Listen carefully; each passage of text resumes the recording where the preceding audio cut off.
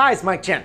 Around the time of King Louis XIV's reign in France in the 17th century, there is a story of a mysterious man who had spent many years trapped behind the walls of several French prisons, including the Bastille as well as the fortress of Pignerol. But no one knew who he was or why he was put in jail. And over the centuries, some even argue that no one had even seen his face, as this enigmatic prisoner had never spent a day of his life in prison without donning a black velvet mask that hid his true identity. This unidentified inmate of several French prisons has been the subject of a variety of tales and legends, particularly in the written works of the likes of André Dumas and Voltaire, who actually popularized the idea that the prisoner's mask was crafted from iron. And while the story of an imprisoned man wearing an iron mask seems one of more fiction than fact, many historians are in agreement that such a man did exist in France several hundred years ago. So now the question is, if this man in the iron mask was indeed real, who was he and why did he have to wear a black mask? Over the years, dozens of potential personalities have been presented as the real man behind the iron mask, but experts have had a hard time universally agreeing on a single individual that could be his actual hidden identity. And so for this video, we're going to explore some of these suggested personalities, speculated or real,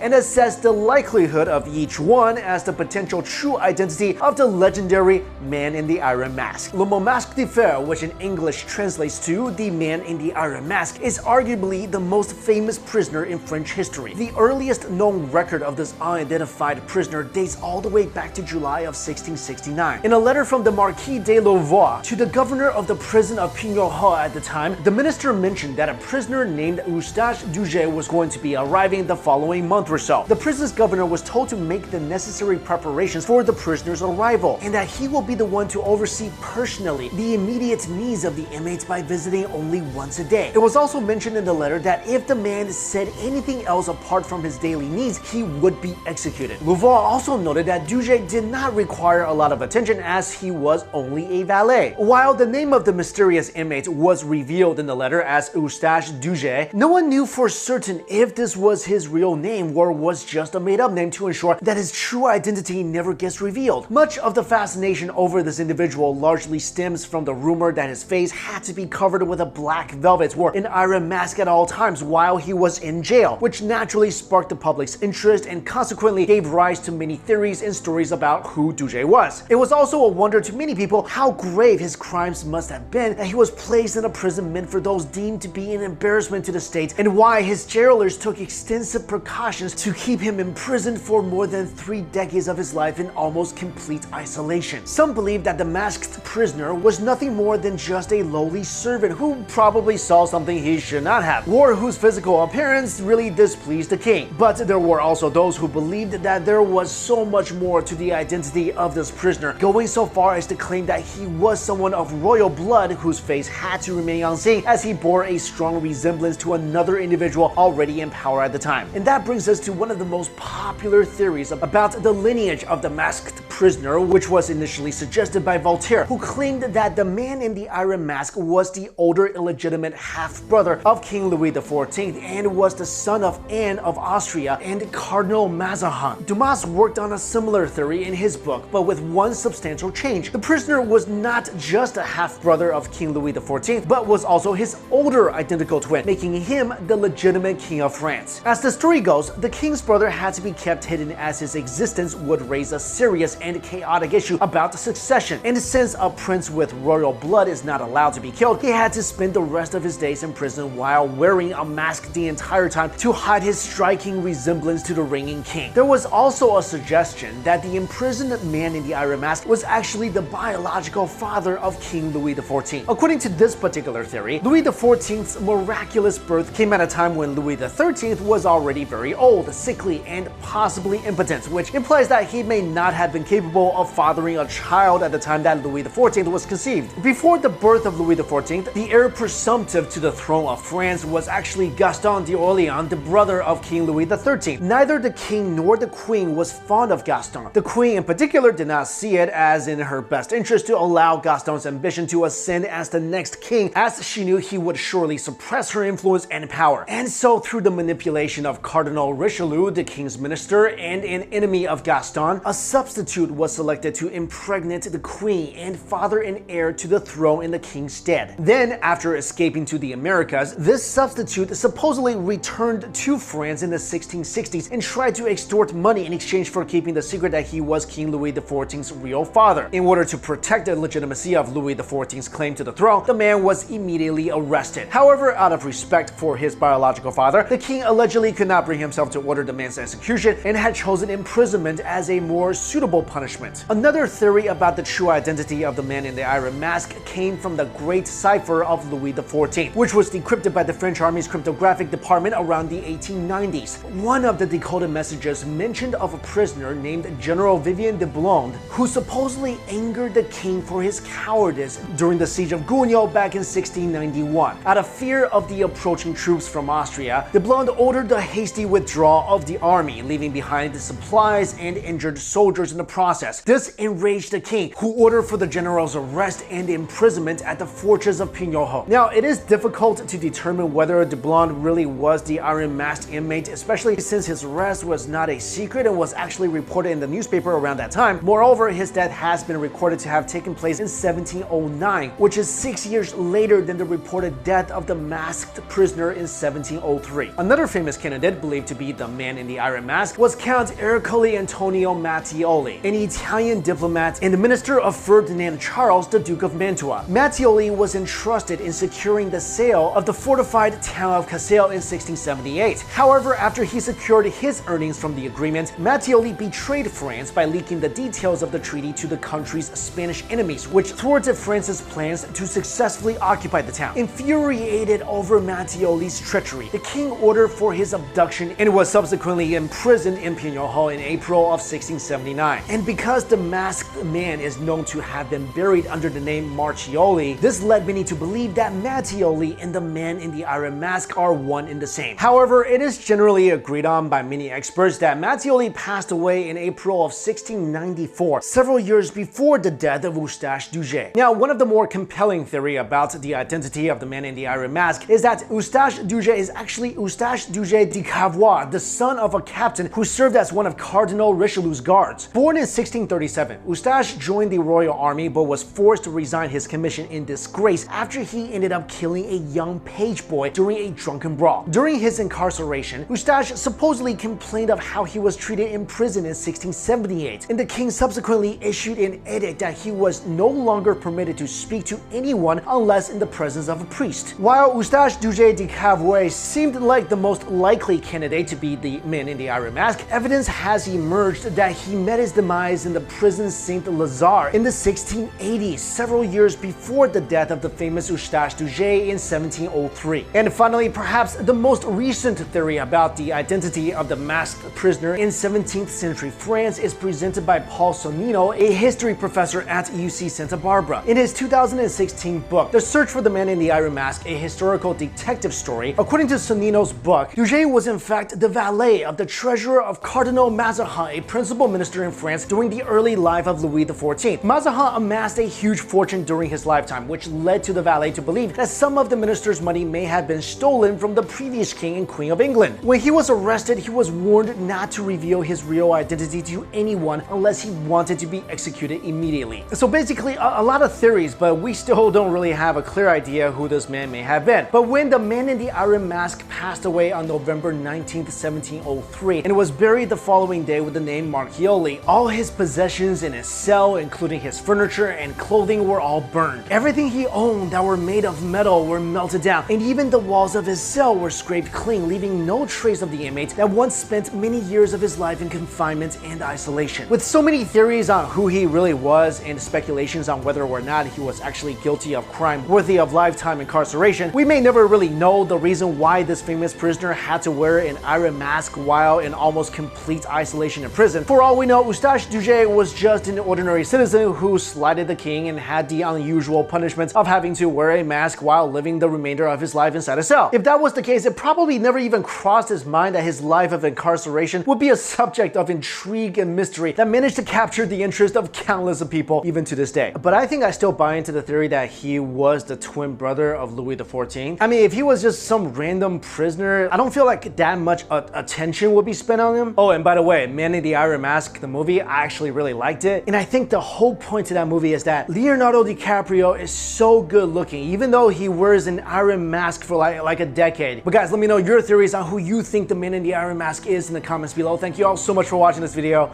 I'll see you later.